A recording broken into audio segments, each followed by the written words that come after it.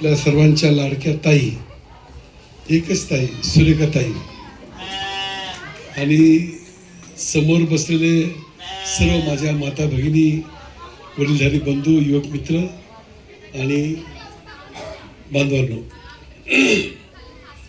महानगरपालिकेच्या निवडणुकीचा इतिहास या ठिकाणी खिजर भाईंनी सांगितला आणि रफिक भाईने तुम्हाला क्लिअर कट सांगितले.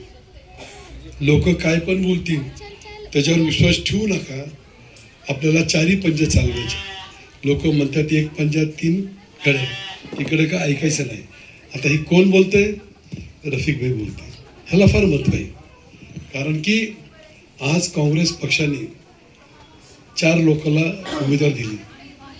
एक तर नगरसेवक रफिक भाई शेख, नगरसेवक अविनाशजी, आमच्या सुनबा इंदिराजी, आणि झोपडपट्टीमध्ये सत्ता नसताना पण जो व्यक्ती काम करतो, गल्ली बोळामध्ये जाऊन गटराचं ड्रेनेजचं काम करतो, लाईट लावतो, असा जुबेर बाबू शेख हा गेल्या अनेक वर्षापासून काम करतोय.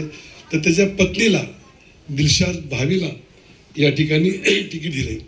ही सगळी मंडळी स्थानिक आहे, इथं राहणारी, ह्या प्रभागामध्ये राहणारी, काम करणारी. आणि भाजपची मंडळी काय मोठा गुन्हेगार आहे, ज्याच्यावरती पोलिसांनी तडीपार पण केलं तर मोका लावला होता. मोका हा गंभीर गुन्हेगारावरती असतो, सामान्य नागरिकावर नसतो. त्या मोक्यातला हा उमेदवार या ठिकाणी भाजपने दिलेला आहे. म्हणजे भाजप गुन्हेगाराला पोचती, गुन्हेगाराला पाठिंबा देते. आपल्याला